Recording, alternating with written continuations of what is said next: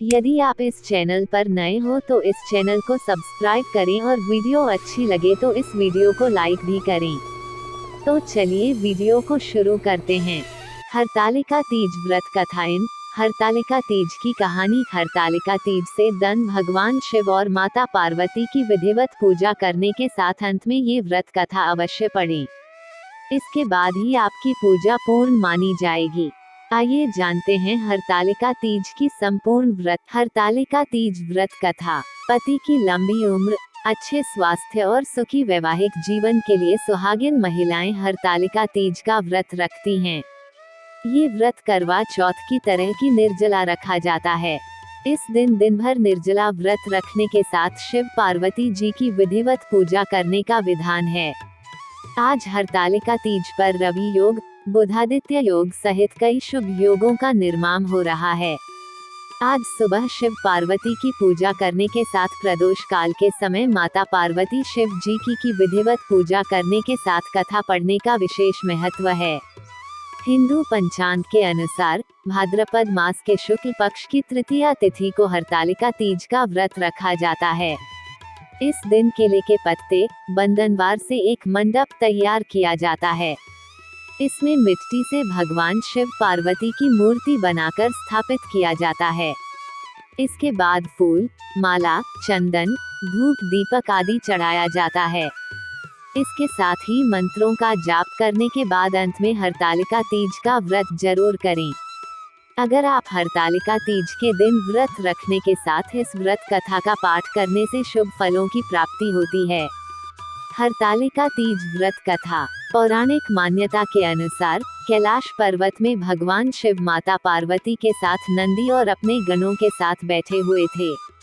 इस अवसर में मां पार्वती ने शिव जी से पूछा कि हे महेश्वर, मैंने वह कौन सा पुण्य किया था जिसके कारण आप मुझे पति के रूप में मिले।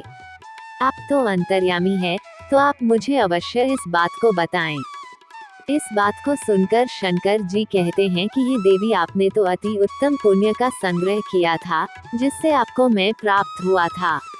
आपने भादो मास के शुक्ल पक्ष की तीज के नाम में प्रसिद्ध है।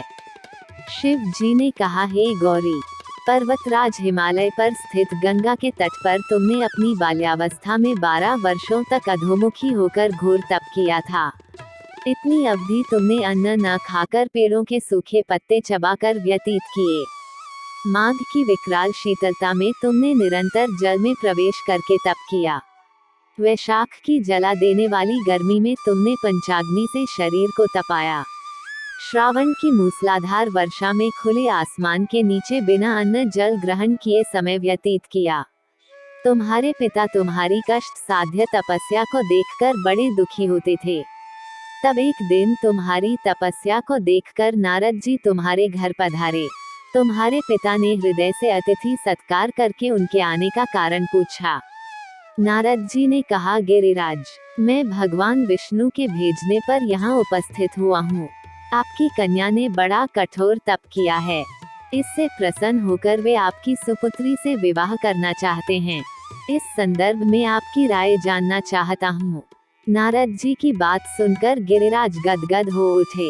उनके तो जैसे सारे क्लेश ही दूर हो गए। प्रसन्न होकर वे बोले, श्रीमान, यदि स्वयं विष्णु मेरी कन्या का वरण करना चाहते हैं तो भला मुझे क्या आपत्ति हो सकती है। वे तो साक्षात ब्रह्म हैं। हे महर्षि, यह तो हर पिता की इच्छा होती है कि उसकी पुत्री सुख संपदा से युक्त पति के घर की लक्ष्मी बने। पिता की सार्थकता इसी में है कि पति के घर जाकर उसकी पुत्री पिता के घर से अधिक सुखी रहे। तुम्हारे पिता की स्वीकृति पाकर नारद जी विष्णु के पास गए और उनसे तुम्हारे ब्याह के निश्चित होने का समाचार सुनाया। मगर इस विवाह संबंध की बात जब तुम्हारे कान में पड़ी तो तुम्हारे दुख का ठिकाना न रहा। तुम्हारी एक सखी ने तुम्हारी इस मानसिक दशा को समझ लिया और उसने तुमसे उस विक्षिप्तता का कारण जानना चाहा। तब तुमने बताया, मैंने सच्चे हृदय से भगवान शिव शंकर का वरण किया है, किंतु मेरे पिता ने मेरा विवाह विष्णु जी से निश्चित कर दिया। मैं विचित्र धर्म संकट में हूँ। अब क्या करूँ? प्राण छोड़ देने के अतिरिक्त अब कोई भी उपाय शेष नहीं बचा है। तुम्हारी सखी बड़ी ही समझदार और सूझबूझ वाली थी।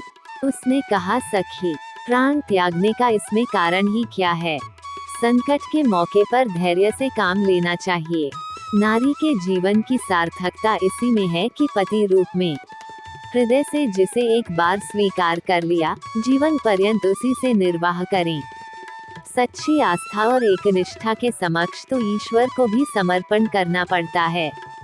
मैं तुम्हें घनघोर जंगल में ले चलती हूँ, जो साधना स्थली भी हो और जहाँ तुम्हारे पिता तुम्हें खोज भी न पाएं। वहाँ तुम साधना में लीन हो जाना। मुझे विश्वास है कि ईश्वर अवश्य ही तुम्हारी सहायता करेंगे। तुमने ऐसा ही किया। तुम्हारे पिता तुम्हें घर पर न पाकर बड़े दुखी तथा चिंतित हुए। वे सोचने लगे कि तुम जाने कहाँ चली गई। मैं विष्णु जी से उसका विवाह करने का प्रण कर चुका हूँ। यदि भगवान विष्णु बारात लेकर आ गए और कन्या घर पर न हुई तो बड़ा अपमान होगा। मैं तो कहीं मुंह दिखाने के योग्य भी नहीं रहूंगा। यही सब सोचकर गिरिराज ने जोर शोर से तुम्हारी खोज शुरू करवा दी।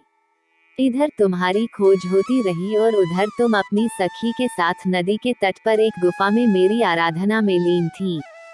भाद्रपद शुक्ल तृतीया को हस्त नक्षत्र था। उस दिन तुमने रेत के शिवलिंग का निर्माण करके व्रत किया। रात भर मेरी स्तुति के गीत गाकर जागी। तुम्हारी इस कष्ट साध्य तपस्या के प्रभाव से मेरा आसन डोलने लगा। मेरी समाधि टूट गई।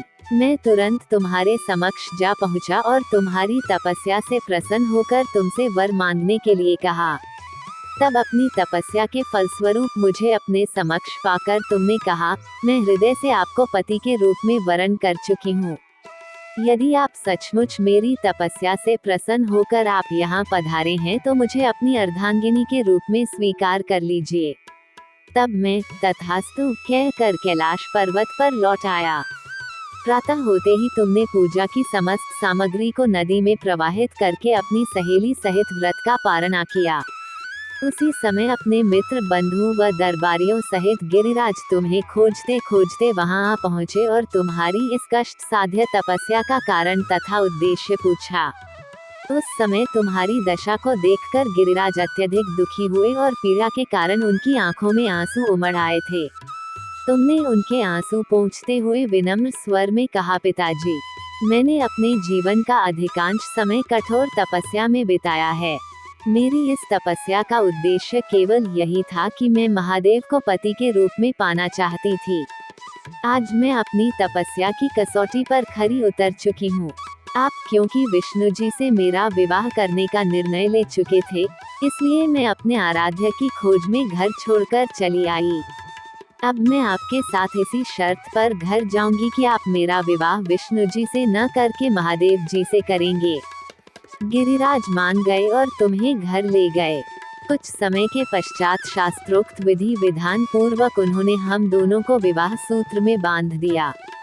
हे पार्वती, भाद्रपद की शुक्ल तृतीया को तुमने मेरी आराधना करके जो व्रत किया था, उसी के फलस्वरूप मेरा तुमसे विवाह हो सका। इसका महत्व यह है कि मैं इस व्रत को करने वाली कुंवारियों को मनोवांछित फल देता हूँ। इसलिए सौभाग्य की इच्छा करने वाली प्रत्येक युवती को यह व्रत पूरी एकनिष्ठा तथा आस्था से करना चाहिए।